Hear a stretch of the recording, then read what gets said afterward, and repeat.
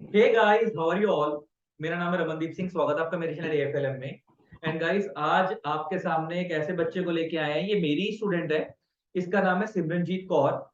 आपको एक सबसे बड़ी खासियत अगर मैं बता दूं तो इसके मार्क्स जो मैं बताने जाने वाला हूं आप लोगों को, आप सोच के हैरान हो जाएंगे कि कोई बंदा जिसको आप थ्योरी सब्जेक्ट कहते हैं, और बहुत सारे लोग कहते हैं कि थ्योरी सब्जेक्ट स्कोरिंग नहीं होते, अकाउंट्स में कॉस्ट में नंबर आ जाते हैं लेकिन लॉ ऑडिट सब्जेक्ट में नंबर नहीं आते हैं। हम उसी के बारे में आज चर्चा करवाएंगे और इसी से पूछवाएंगे बच्चे से कि इसके नंबर कितने हैं। सिमरन मेरे से ग्रुप वन में भी पढ़ी थी लॉ, ग्रुप टू में भी मेरे से ऑडिट ही पढ़ी थी। और दोनों सब्जेक्ट के अगर मैं आपको इसके नंबर बता दूं तो ग्रुप वन में जब ये लॉ पढ़ी थी, इसने इसकी रैंक नहीं आई है क्योंकि इसने बोथ ग्रुप एक साथ नहीं दिए थे। इसने सिंगल सिंगल ग्रुप करके दिया था। लेकिन अगर मैं इसके मार्क्स अगर आपको बता दूं तो मेरे को लगता है रैंक होल्डर के भी इतने मार्क्स नहीं है शायद। सिमरन, ग्रुप वन में कितने मार्क्स थे? मेरे ग्रुप में टोटल में मेरे थे 307 मार्क्स। और ग्रुप टू में और कितने टोटल में? 322। अच्छा, तो 307 और 322, तो पहले 303 तो हाँ, 622, तो 329 मार्क्स और टोटल 629 सिक्स मार्क्स हो ट्वेंटी गए नाइन इसके आउट ऑफ हाँ जी। 800। ओ भाई, हम्म। अंदाजा लगा लो। मेरे को एक बार जाके तूने इस बार एआईआर वन वाले के मार्क्स चेक करे थे? आई थिंक कितने थे, मेरे को नहीं श्योर नहीं है। नहीं अच्छा, कभी चेक नहीं करे, इतना ध्यान नहीं दिया हैं? मेरे को नहीं, लगता है अपने कि ही देखा था बस। अपने देख लिए उसी में खुश हो गई। चलो, बहुत बढ़िया। अच्छा, मैं एक चीज बता दूं। सिमरन के मार्क्स ग्रुप वन के अंदर लॉ के अंदर 75 मार्क्स थे। मतलब नॉर्मल बच्चा 50 नंबर लाने को तरस जाता है, उसके 75 मार्क्स थे। सीएमए इंटर लॉ में ग्रुप वन में उसने पिछले अटेम्प्ट में दिया था। सीएमए इंटर लॉ इसने निकाला था, मतलब सीएमए इंटर ग्रुप वन इसने निकाला था दिसंबर 21 अटेम्प्ट के अंदर। और अभी इसने सीएमए हाँ इंटर ग्रुप टू निकाला है जून 22 अटेम्प्ट के अंदर। और ग्रुप टू में ये मेरे से ऑडिट पड़ी थी। ऑडिट और कंपनी अकाउंट का कंबाइंड पेपर होता है और उस पेपर के अंदर इसके मार्क्स आए हैं 91। और जब ये पेपर देके आई थी ना, 91, तो पहले तो मेरे को, जब मैंने इसकी मार्कशीट देखी, इसने मेरे को पहले पेपर वाले दिन ही बोल दिया था कि सर सारा पेपर कराया हुआ था, लेकिन जो मैंने केस स्टडीज वगैरह एक्सपेक्ट की थी कि आप जो क्लास में करते थे, जैसे मेरे को याद होगा, मैं वो audit as per company act में डिस्क्वालिफिकेशन डिस्क्वालिफिकेशन वगैरह वाली वो थी। आई ही नहीं। हाँ मतलब वो बहुत हाँ, ज्यादा अलग ही थी। अलग ही थी। तो वो जो हम एक्सपेक्ट कर रहे थे वो नहीं आया, लेकिन वो चांस की बात है कि मेरी बुक में सब कुछ कवर ही होता है, तो वो आया उसी में से था। तो इसमें मेरे को आप हम्म। क्रेडिट कर देते कि सर सारा कराया हुआ आया था, लेकिन जो केस स्टडी एक्सपेक्ट की थी वो नहीं आई। तो मेरे को लगा पता नहीं यार कितने नंबर आएंगे, लेकिन चलो पढ़ने वाले बच्चे नंबर अच्छे आएंगे, क्योंकि ग्रुप वन में भी इसके मार्क्स 75 से लॉ में तो अपने आप में बहुत बड़ा होता। लेकिन जब इसने मेरे को मार्कशीट भेजी इस बार और मैंने देखा 91 मार्क्स, वो भी ऑडिट वाले पेपर में, तो बच्चे फेल हो रहे थे। तो फिर मैंने कहा सिमरन, तेरे एक सेशन कंडक्ट कराते हैं क्या, तो आ जाएगी? तो बेचारी पहले आ गई थी, शर्म आ रही थी आप लोगों से बात करने में। तो फिर भी हमने इसको मना लिया, अभी आ गई है। तो हम ज्यादा बात ना तुम्हारा टाइम वेस्ट करेंगे ना सिमरन का, ना मैं अपना करूंगा, फटाफट सिमरन से बात करेंगे। सिमरन, पहले तो ये बता कि तेरे ग्रुप वन में 71 मार्क्स, 75 मार्क्स लॉ में, ग्रुप टू में ऑडिट के अंदर 91, थ्योरी सब्जेक्ट को प्रिपेयर कैसे करा करती थी, क्या करती थी, और क्या तेरी स्ट्रेटेजी होती थी जो नहीं ऐसा करा? पहले तो यही है कि मैंने ना आपकी जो बुक थी वो ही पढ़ी थी सिर्फ। ठीक है। मतलब जो स्टडी मैट था वो मैंने टच नहीं किया था। हाँ, ठीक है। हाँ, बिल्कुल पूरा वही पढ़ा था। और ना जो आपकी बुक में प्रीवियस ईयर क्वेश्चंस थे राइट, केस वो मैंने स्टडीज पढ़े थे वगैरह। पूरे। हाँ। और ना एक चीज बोलनी थी कि ना बच्चों को ना आंसर्स पता होते हैं, क्वेश्चंस हाँ। नहीं पता होते। ये मुझे मेरे हाँ। साथ भी होता ही है कि मतलब हाँ। हमें आंसर पता होता है क्या होगा, क्वेश्चन नहीं हाँ। पता होता। तो वो चीज ना थोड़ी करनी चाहिए कि ना आंसर के साथ साथ ना क्वेश्चन भी चेक कर लेना चाहिए कि क्या क्या आ सकता है। तो वेरी वो नाइस। चीज मैं यही ध्यान लोग एक रखनी मिनट है। स्टॉप करूंगा सिमरन को, ये इसने एक बहुत अच्छी बात बोली है। पता है क्या होता है, बच्चे को टीचर ने क्लास में सेक्शन समझा दिया तो सेक्शन समझ आ गया, लेकिन क्या होता है कि उसको सेक्शन की इंप्लीमेंटेशन नहीं पता। जब पेपर में वो क्वेश्चन आता है ना, उसे पता नहीं लगता वहां पे वो सेक्शन लगेगा या नहीं लगेगा। उसे यही नहीं समझ आती हम्म। कि वहां पे वो कोड भी करना है या नहीं करना। तो उसका बेटर तरीका यही होता है कि जब भी पेपर करने जाओ तो कम से कम पहले कोशिश ये करो, जैसे हमारी बुक के अंदर हम लोग पास्ट टाइम के questions, case study based question cover करके रखते हैं। अदरवाइज आप किसी भी टीचर से इंडिया में क्लास ले रहे हो तो आप पहले कोशिश ये करो कि अगर टीचर ने पास्ट टाइम के क्वेश्चंस कवर करे तो करो, वो पढ़ के जाओ। अदरवाइज मार्केट से स्कैनर आता है, सुचिता का आता है, और वगैरह अदर कंपनीज के आते हैं, वो जरूर करके जाओ। स्कैनर से पता है क्या होता है, मैं ये नहीं कह रहा कि स्कैनर से पेपर रिपीट होगा, मगर स्कैनर का सबसे बड़ा फायदा ये होता है कि आपको ये पता लग जाता है कि किस तरीके के क्वेश्चन पेपर में पूछे जा सकते हैं, और इस क्वेश्चन को और किस किस तरीके से पूछा जा सकता है, इस सेक्शन के ऊपर किस किस तरीके के क्वेश्चन बन सकते हैं, वो आपको पता लग जाता है। ताकि आप हैबिचुअल हो तो पेपर में आपको सब चीजें नई नई नहीं लगती, सब ऐसा लगता है कि हाँ ये पहले कहीं ना कहीं देख रखा है। सही कह रहा हूँ मैं सिमरन? आगे हाँ बता। जी सर। ओके वही कि वेरी। प्रीवियस ईयर किए थे। प्रीवियस ईयर में जैसे आंसर्स थे ना तो क्वेश्चन साथ साथ पढ़ लिए थे कि मतलब ट्राई करके नहीं देखे थे बट पढ़ लिए थे कि कैसे कैसे क्वेश्चंस आएंगे। राइट। और जो आपके जो टेस्ट थे वो कंप्लीट किए थे? टेस्ट यहीं रुक जाओ। बहुत सारे बच्चे पूछते हैं कि रमन सर आप टेस्ट लेते हो? भाई बिल्कुल लेते हैं, टेस्ट लेते भी हैं। और पेपर, और मेरी एक आदत है कि हम ना टेस्ट वैसे नहीं लेते जैसे और टीचर लेते होंगे कि वीकली वाइज ले लिए, या हम लोग ना पेपर, हमारा टाइम पैटर्न फिक्स होता है कि पेपर से 1.5 महीने पहले हम टेस्ट स्टार्ट करते हैं। उसका सिंपल सा फंडा ये होता है कि उस टाइम तक ना एक्चुअल में डेली बेस पे गूगल पेन ड्राइव वाले बच्चे रोज क्लासेस ले रहे हैं। किसी ने आज कोई चैप्टर करा है, किसी ने कल कोई चैप्टर करा, तो वीकली बेस पे वो पॉसिबल ही नहीं हो पाता। पेपर से 1.5 महीने पहले ऑलमोस्ट सब बच्चे तैयार हो चुके होते हैं, अपनी स्पीड के हिसाब से सबकी तैयारी हो चुकी होती है। और हमारी आदत होती है कि हम 1 वीक पहले टेस्ट अनाउंस करते हैं। और मैं हमेशा बच्चे को बोलता हूँ कि टेस्ट अनाउंस जब हम करते हैं, टेस्ट जरूर लो और पेपर टेस्ट जरूर अटेम्प्ट करो। टेस्ट देने का फायदा क्या है कि जो जलील होना ना यही जलील हो जाए, अगर गलती भी होनी है तो यही हो जाए, बाद में ना हो। वरना जब इंस्टीट्यूट जलील करता है बहुत बुरा करता है, वो पूरे मोहल्ले में बदनामी होती है, दोस्तों यारों में बदनामी होती है, सब जगह होती है। जो बेइज्जती करना नहीं करता था कि मेन पेपर में गलती ना हो। तो टेस्ट बहुत जरूरी है। और बता सिमरन आगे।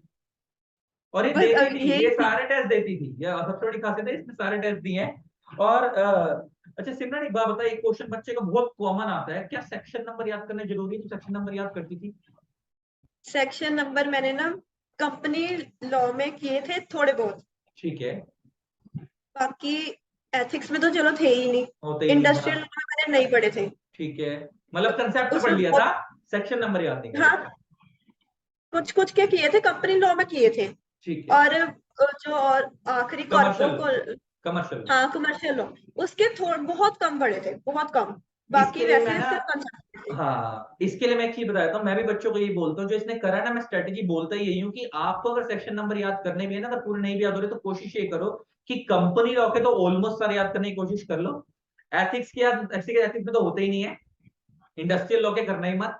कमर्शियल लॉ के जितने पेपर में रिपीट हो रहे हैं ना पास्ट टाइम के क्वेश्चंस में, सिर्फ उतने उतने वाले के सेक्शन याद कर लो, बाकियों के याद नहीं भी करोगे, कंसेप्ट पढ़ लोगे, अपने आप में काम हो जाएगा बहुत। उससे और एक्स्ट्रा कोई दिमाग लगाने की जरूरत नहीं है। अच्छा नेक्स्ट एक, सिमरन, बहुत सारे बच्चे क्या करते हैं जब मेरे से क्लास लेते हैं ना, वो सिर्फ क्या करते हैं, क्लास में जो मैं पढ़ा रहा हूँ बस वही पढ़ते गए, सुन लिया, कोई कॉपी नहीं बना रहे, कोई एग्जाम्पल नहीं लिख रहे। क्या ये जरूरी होता है एग्जाम्पल लिखना? बस तो नहीं यार आप, बंद कर दी। नहीं नहीं, आपने बोला था ना कि कॉपी नोट्स वगैरह बना लेना साथ साथ, हाँ तो मैंने हाँ, साथ साथ बना लिए थे, बाद में यूज किए थे वो। Very nice. ऑडिट के मेरे ज्यादा अच्छे बने थे। अच्छा वो हैबिट हो गई ना, एक बार पहले बना चुकी थी और हाँ, फिर स्टार्टिंग में मुझे समझ नहीं आया था तब, हाँ। कब जब स्टार्टिंग में समझ नहीं आया था, बाद में फिर समझ आने लग गया था। और अब जब फाइनल में आएगी तो और अच्छे बने। अब आएगी क्या, सॉरी आ गई है, गलत बोल गया मैं। हाँ अब तो आएगी अब तो। फाइनल की स्टूडेंट है, अब तो फाइनल में आ चुकी है।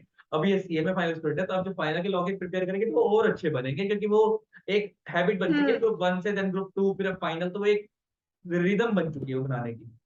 बहुत बढ़िया, हाँ जी बहुत सर। बढ़िया। अच्छा एक चीज और, तो इससे एक चीज समझ आती है कि बेटा जब क्या करना है, जब भी किसी भी टीचर से पढ़ो, हमसे या किसी से भी, जो टीचर क्लास में एग्जाम्पल लिखवा रहा है वो सारे लिखने हैं। हमेशा 2 नोटबुक बनाया करो थ्योरी सब्जेक्ट्स की, लॉ एंड ऑडिट की, दोनों की। एक तो वो जो टीचर क्लास में लिखवा रहा है उसे हम बोलो क्लास वर्क नोटबुक, और जो टीचर क्लास में लिखवाता गया एग्जाम्पल वगैरह वो सब वहीं लिखते गए।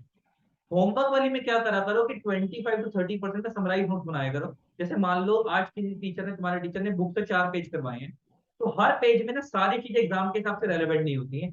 कुछ चीजें काम की होती है, बाकी ऐसी होती है जो उस टॉपिक को समझने के लिए जरूरी है उस पेज में, लेकिन एग्जाम के हिसाब से रेलेवेंट नहीं है। तो जब समराइज नोट बनाओ, तो वो टीचर आपको क्लास में बताता रहता है कि एग्जाम के लिए इंपॉर्टेंट है या नहीं, तो उनको अलग अलग कर दो, उस पोर्शन को समराइज नोट में 20 to 30% में अलग से नोट बनाओ। जैसे मान लो आज आपने बुक से 4 पेज करे, तो 4 पेज का 25% हो गया 1 पेज। तो कोशिश ये करो कि 4 पेजेस की मेन मेन बातें, कि इस पेज में ये इंपॉर्टेंट था, इस पेज में ये इंपॉर्टेंट था, उसको समराइज में अपनी वर्डिंग में 1 पेज पे लिख दो शॉर्ट नोट से।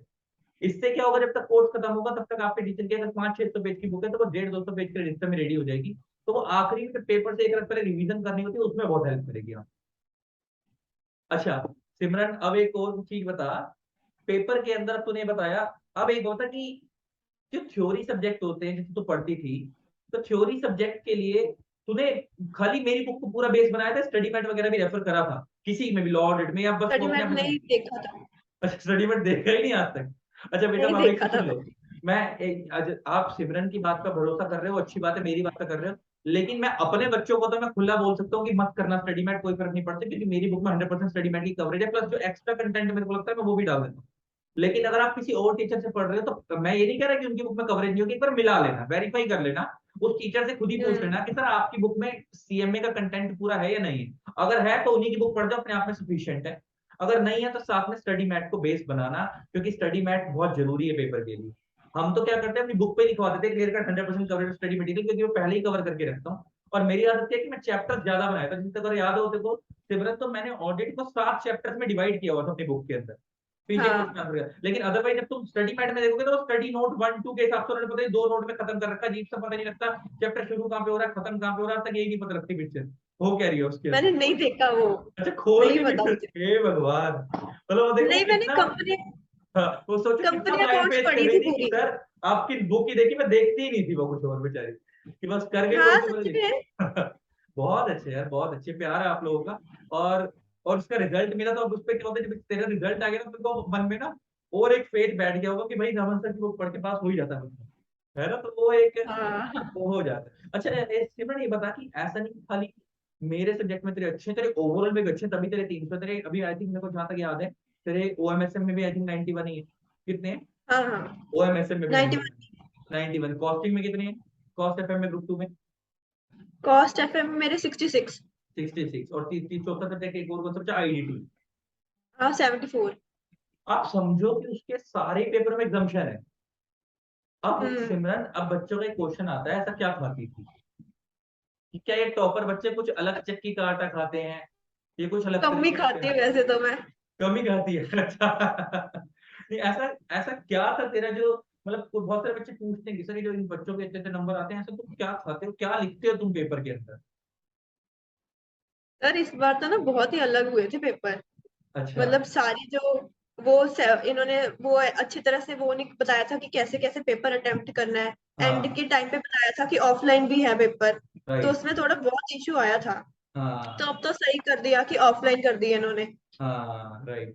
नहीं तो अच्छा। इस बार इशू आया था ऑनलाइन और ऑफलाइन का। हाँ ये तो था ही। एक क्वेश्चन और आया मेरे दिमाग में जो बच्चे का कॉमन क्वेश्चन होता है, क्या पेपर में लॉ के अंदर और ऑडिट के अंदर लॉ की वर्डिंग लिखनी जरूरी है, या अपनी वर्डिंग में भी आंसर लिख के आ सकते हैं? बहुत कॉमन क्वेश्चन है बच्चे का। मैंने मिक्स करके लिखा था। मिक्स करके, जो मैं क्लास में बोलता हूँ कि अपनी वर्डिंग में लिखो, बीच बीच में टर्मिनोलॉजी लॉ की यूज कर दो। हाँ वही क्या था। वेरी नाइस, यही करना चाहिए। जैसे एग्जांपल लेके बात करते हैं, नॉर्मल बंदे को जेल में डालते हैं ना, तो हम बोलते हैं put that person behind the bars, और लॉ में उसे बोलते हैं put that person to the imprisonment और कन्फाइनमेंट। हम नॉर्मली बोलते हैं इस चीज का स्कोप बहुत वाइडर है, लॉ में बोलते हैं इस चीज का एम्बिट बहुत वाइडर है। हम नॉर्मली बोलते हैं hmm. This is relating to, law में बोलते हैं दिस इज पर्टेनिंग टू। तो इसका मतलब समझ आ रहा है कि हम कर कुछ नहीं रहे हैं, हम अपनी प्लेन इंग्लिश ही यूज कर रहे हैं, प्लस बीच बीच में लॉ की टर्मिनोलॉजी यूज कर रहे हैं, और वो आपको रटनी ही नहीं है। वो क्या होगा, जब आप 3 to 4 टाइम्स रिवीजन करोगे तो वो ऑटोमेटिक आपके दिमाग में रिटेन होती चली जाएगी, आपको एक्स्ट्रा दिमाग लगाने की जरूरत नहीं है। और जब आप टेस्ट दोगे अपने टीचर्स के, जब आप मेन पेपर में जाओगे, तो वो आपका ऐसा लगता है, बहुत सारे बच्चों को लगता है, अच्छा एक सिमिलर बच्चों को बहुत सारे लगता है यार 600-700 पेज की बुक है, पेपर से पहले रिटेन कैसे होगी वगैरह वगैरह। जब हम पेपर में जाते हैं तो क्या ऐसा नहीं होता कि वो सब देखते ही याद आने लगता है, अच्छा टीचर ने ऐसे ऐसे कराया था, ये यहाँ था, ये सुना था, हम खुद स्टार्टिंग भी में तो ऑटो सर डर ही लगता है। नहीं स्टार्टिंग में लगता तो पूरा डर लगता है कि लगता है। नहीं होगा नहीं होगा। जब आखिरी के दिन रहता है ना कि बिल्कुल। नहीं होने वाला कंप्लीट। फिर उसमें इतनी फास्ट पढ़ना होता है कि पेज ही पलटाने होते हैं लिटरली। पेज ही फिर पलटाने जब होते हैं।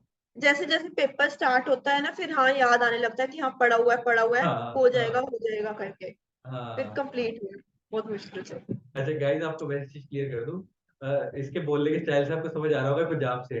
इसका वो एक्चुअली वो बेचारी बोल तो हिंदी रही है, लेकिन उसकी हिंदी में हाँ पंजाबी स्टाइल झलक रहा है ना आपको, वो इसलिए झलक रहा है क्योंकि वहां पे वो कल्चर ही ऐसा। तो हालांकि वो हिंदी बोल रही है, चांस की बात है, मैं तो उससे पंजाबी में भी बात कर सकता, लेकिन तुम लोगों को समझ नहीं आएगी। तो इसलिए वो हाँ। हमारे लोगों के हिसाब से, क्योंकि हम लोगों ने हिंदी वीडियो बनाई, वो उसको देख रहे हो, मतलब हम तो दिल्ली रहते हैं, तो हमारे तो हिंदी भी ठीक है पंजाबी भी ठीक है, मैं दोनों बोल लेते हैं कि उस बेचारी की ना हिंदी में भी पंजाबी छलक रही है। तो आप उसको इग्नोर करते हैं, आप हिंदी समझ के आप उसकी सिर्फ बातों और शब्दों पे ध्यान दें, ठीक है?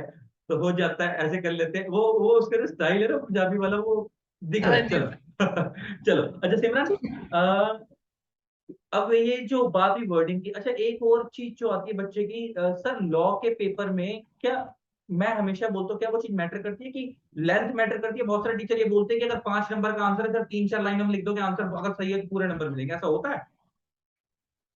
मैंने ना आपकी एक वीडियो देखी थी जब हाँ ऑफलाइन एग्जाम्स का था ना कि सीएस की कोई वीडियो थी आपकी हाँ कि अगर 5 मार्क्स का हो तो एक पेज इतना कि मतलब लिख के पूरा हाँ आना है एग्जाम्पल्स हाँ वगैरह। तो हाँ। बट मुझे ऑनलाइन एग्जाम्स में ना वो बॉक्सेस थे ना तो ओहो, उसमें थोड़ा तो वो इम्प्लीमेंट कंफ्यूजन हो करने में रहा था। दिक्कत हो रही होगी, हाँ सही बात हाँ पर मैं करके आई थी। है। तो अच्छा। तब मुझे इसमें थोड़ा डाउट था कि मैंने सही किया कि नहीं वो मुझे पता नहीं चल रहा था। बट हाँ मैंने फिर भी ट्राई किया था कि मैं उसके मार्क्स के हिसाब से करके आऊँ। हाँ, ये बहुत जरूरी है, और अब तो वैसे भी ऑफलाइन होने, तो बेटा ध्यान रखना, कभी भी 5 नंबर का आंसर आए तो कम से कम कोशिश ये करनी है कि एक फ्रंट पेज पूरा भरना है। आप 3-4 लाइनों में आंसर लिखोगे, अगर आंसर करेक्ट भी है तो आपको नंबर नहीं मिलेंगे, 1-2 नंबर से ऊपर नहीं देगा वो। उसकी 5 नंबर की प्रेजेंटेशन लगनी चाहिए। अब ऐसा नहीं है कि 5 नंबर का आंसर तो पेलना शुरू कर दिया, उसको एग्जाम्पल देके कंक्लूजन देके बड़ा कर दो कि दिखे बड़ा है लेकिन अंदर कंटेंट हो गया, तभी नंबर मिलेंगे, वरना नहीं मिलेंगे। लेंथ भी मैटर करती है। तो अब हमने कौन कौन से पॉइंट कवर कर लिए कि क्या पढ़ा था, कहाँ से पढ़ा था, वो बात हो गई। क्या सेक्शन नंबर याद करने नहीं करने, वो बात याद हो गई। क्या तीसरी चीज की अपनी वर्डिंग में लिख सकते नहीं लिख सकते, वो वाली बात कवर हो गई। और लेंथ कितनी होनी चाहिए, वो बात होगी। और कुछ अगर दिमाग में आ रहा हो, अब मेरे हिसाब से लॉ के थ्योरी से तैयार करने के लिए मेन मेन बातें सारी हो गई। अच्छा, एक एक क्वेश्चन और आता है, एक क्वेश्चन और आता है सिमरन। बहुत सारे बच्चे ना ये सोचते हैं कि थ्योरी सब्जेक्ट है, सेल्फ कर लेंगे, लेकिन तुमको पता है हालात आखिरी में क्या होता है, सबसे ज्यादा बच्चा लॉ और डीटी में फेल होता है। फिर आखिरी में फेल होकर वो दोबारा उन्हीं की क्लास लगा रहा होता है। ऐसा क्यों हो जाता है, बच्चा क्यों फेल हो जाता है? सोच के कि पहले सोच सेल्फ कर लो, बाद में क्लास लगा लेता है और लगानी पड़ जाती है उसको। ऐसे क्यों हालात बुरे हो जाते हैं उनके बाद में? सर मुझे ना थ्योरी सब्जेक्ट ना बहुत बोरिंग लगते हैं। ये तो हाँ। है ही है। हाँ। मतलब मेरे से थ्योरी सेल्फ होनी ही नहीं थी, ये मुझे पता ही है। दिमाग लगाना। मतलब बंदे को, हाँ, तो इसलिए पहले ही हाँ बोली कि ना, बंदे होनी को नहीं है तो पहले पहले ही पता पढ़ हो। लो। हाँ। हाँ कि तो मतलब क्लासेस ले लो, थ्योरी से मतलब क्लासेस लेके थोड़ी हेल्प हो ही जाती है कि सारा समझाएंगे, उसके नोट्स बनेंगे, तो उससे राइट। पढ़ा जाता है, खुद से नहीं होता। हाँ। तो गाइस ये था एक सेशन। अभी ना मैं अभी से रैप अप नहीं कर रहा, रैप अप करने से पहले मैं 5-7 मिनट, 2-4 मिनट अगर सिमरन कुछ बोलना चाहे तो मैं उसका सजेशन दिलवाना चाहता हूँ। बस मेरी तरफ से खत्म है बात, जो मैंने मेन मेन पूछना था। स्टिल आपको कुछ पूछना हो तो मैं सिमरन को दोबारा बुलवा लूंगा और मेन मेन बातें करवा लेंगे। अब सिमरन खत्म करने से पहले आई होप आप सबके थ्योरी से रिलेटेड डाउट क्लियर होंगे कि कैसे एग्जाम्पशन लानी है, कैसे रेडी करना वगैरह वगैरह, और नोट्स कैसे बनाने, मैंने उन सब के बारे में बात बताई। स्टिल सिमरन, अगर तू कुछ सजेशन देना चाहे बच्चों को थ्योरी से रिलेटेड, या कैसे भी कि बच्चे अगर तैयारी करना चाहते हैं इंटर में या फाइनल में, अभी तो फाइनल में तू ही आई है अभी, इंटर के अंदर का प्रिपेयर करना है, ग्रुप निकालने, तो तेरी तरफ से कि कुछ ये चीज तो बच्चा करे ही करे तो उसको बहुत हेल्प होगी, या ये चीज वो करे तो उसका निकल जाएगा, वो लटकेगा नहीं, ऐसा कुछ सजेशन अगर तू देना चाहे बच्चे को। बस यही है कि जो प्रीवियस ईयर है ना, एक बार देख के जरूर जाने चाहिए। हाँ। मतलब मैंने स्कैनर खरीदा नहीं था। अच्छा, स्कैनर खरीदा ही नहीं था, ओके। मैंने प्रीवियस ईयर जो साइट्स पे पढ़े थे ना, हाँ। हाँ। आईसीएमआई के, वहां से ही पढ़ा था उसके क्वेश्चंस को। ये भी नहीं है कि हर एक क्वेश्चन को करके देखा था। जो क्वेश्चंस की वर्डिंग थी वो चेक की थी बस। उससे ओके। पता चलता है कि कैसे कैसे क्वेश्चन इंस्टीट्यूट पूछेगा ही। राइट। तो वो चीज करके देखे। ये चाहे आप प्रैक्टिकल सब्जेक्ट में भी हर एक सम को, जैसे मॉक टेस्ट हो गए या फिर प्रीवियस ईयर हो गए, हर एक को पेन पेंसिल से करने की जरूरत नहीं, कैलकुलेटर पे भी कर सकते हैं। बट एक बार हाँ। क्वेश्चन को चेक कर ही जरूर जाए। डेफिनेटली बस यही। डेफिनेटली। बस यही कहना है। हाँ। चलो गाइस, मेरी तरफ से ऑल द बेस्ट, सिमरन की तरफ से ऑल द बेस्ट। और अपना अच्छे से तैयारी करो। स्टिल अगर कोई दिक्कत होगी, कोई परेशानी होगी तो मेरे को बता देना, मैं तो हूं ही अवेलेबल। और सिमरन को ऑल द बेस्ट कर देते हैं अगले अटेम्प्ट के लिए, जो कि अभी नहीं है। अब सिमरन, हाँ। मैंने इससे कल बोला, मैंने भी सिमरन से कल परसों बात हुई, मैंने कहा सिमरन अब रैंक लाने की तैयारी कर ले यार, तूने जब इतने अच्छे नंबर लिए। तो वो अभी भी यही कह रही है कि सर मेरे से ना बहुत ग्रुप संभलते नहीं, मैं अभी भी सिंगल सिंगल ही दूंगी। तो उसका सिंगल खैर ही ये, अभी भी। हाँ देखो वो टिकी पड़ी है सिंगल पे, वो सिंगल ही देना चाहती है, वो कहती है मैं बहुत नहीं दूंगी। तो अब इसका वैसे भी अगर सिंगल सिंगल देगी तो इसका पहला अटेम्प्ट दिसंबर तो नहीं पड़ेगा, इसका पहला अटेम्प्ट जून पड़ेगा।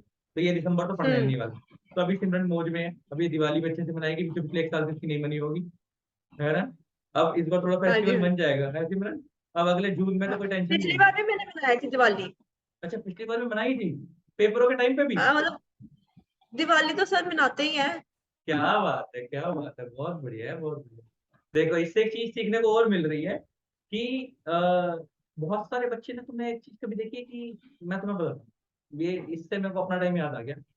मेरे साथ एक ऐसा होता था कि अगर मान लो किसी दोस्त का बर्थडे है, कोई फैमिली फंक्शन है या कुछ भी है, तो मैं जाता था। जैसे बहुत सारे टीचर वीडियो में बोलते हैं ना मत जाओ, मेरे को लगता है कि यार, बहुत सारे टीचर बोलते हैं कि 2 साल 3 साल का करियर है, 3-4 साल सेक्रीफाइस कर लो, उसके बाद तुम्हारी मेहनत ऐश ही ऐश है। साला उसके बाद भी मैं तुम्हें बता रहा हूँ, बनने के बाद भी मेहनत करनी ही है। तो जो टाइम निकल रहा है ना वो निकल ही जाएगा, वापस कभी नहीं आएगा, तो उस टाइम को उस टाइम के हिसाब से जियो। तो वो बहुत जरूरी है, पढ़ाई अपनी जगह अपनी जगह, बस चीजों की ना बैलेंसिंग होनी चाहिए। पता है क्या होगा अगर बैलेंसिंग तुमने नहीं कर रखी है, और ऐसा हो रहा है कि भाई तुमने पढ़ाई ढंग से नहीं करी, जब तुम पढ़ाई तुमने ढंग से नहीं करी ना, तो जब तुम कुछ एंजॉय कर रहे हो तुम्हारा ध्यान वहां पे होगा, यार आज मैं पढ़ के नहीं आया। और जब पढ़ रहे होगे तो दुनिया को देख के लगेगा दुनिया एंजॉय कर रही है, मैं बैठ के पढ़ रहा हूँ। मगर अगर हर चीज का बैलेंस मेंटेन होगा ना, तो पढ़ाई के टाइम पे पढ़ाई अच्छी लगेगी, दोस्तों घूमने फिरने के टाइम पे घूमना फिरना अच्छा लगेगा, हर चीज मेंटेन हो जाएगी।